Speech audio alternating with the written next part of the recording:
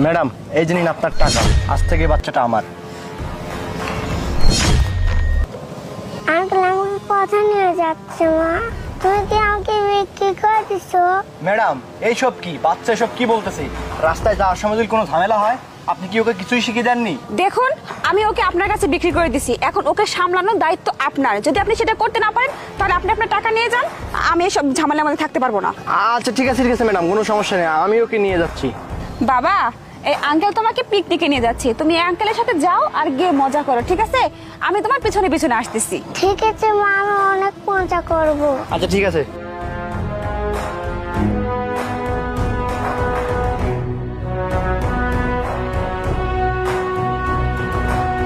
আরে, এই ছেলেটা তো বাচ্চা পাচার করে।